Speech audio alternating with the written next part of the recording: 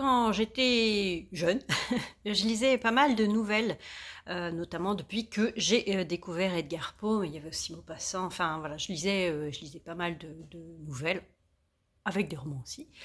Et dans le livre que je vais vous montrer là, il y a pas mal de nouvelles.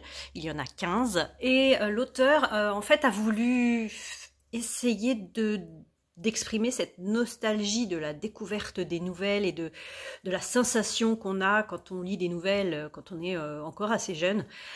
Et pour moi, il a réussi. Pour moi, ça m'a redonné un petit peu ce goût de la nouvelle de l'époque, de quand j'étais jeune. Alors oui, il y a le petit côté nostalgique, je suppose, mais c'est vraiment ce qu'il voulait faire. Il s'agit du recueil de Bernard Minier qui s'appelle Les chats et 14 histoires mystérieuses, diaboliques, cruelles aux éditions Pocket.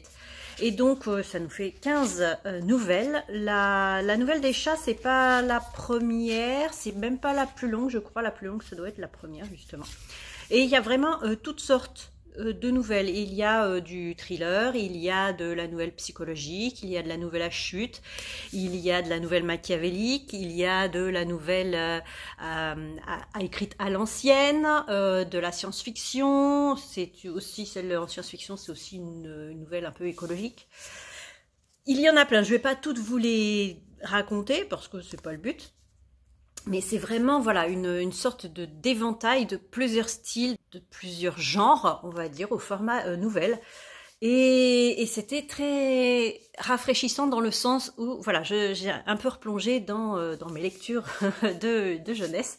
Et j'aimerais beaucoup en fait retrouver certaines de ces nouvelles, par exemple dans des anthologies. Vous savez, au collège ou au lycée, on propose des anthologies qui sont en rapport avec les programmes.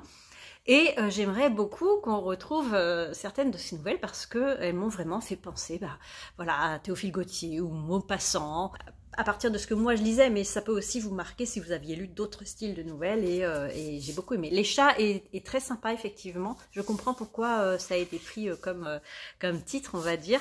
Déjà ça parle beaucoup et les chats, ça m'a beaucoup fait penser à un style un peu Hitchcockien en fait, et c'était ouais, c'était bien, c'était rafraîchissant. Il y en a qu'une que j'ai un peu moins aimée, c'est celle qui parle de la Première Guerre mondiale, je crois, qui s'appelle L'échange ou les horreurs de la guerre. Celle-là m'a pas trop parlé, mais il faut bien des plus et des moins.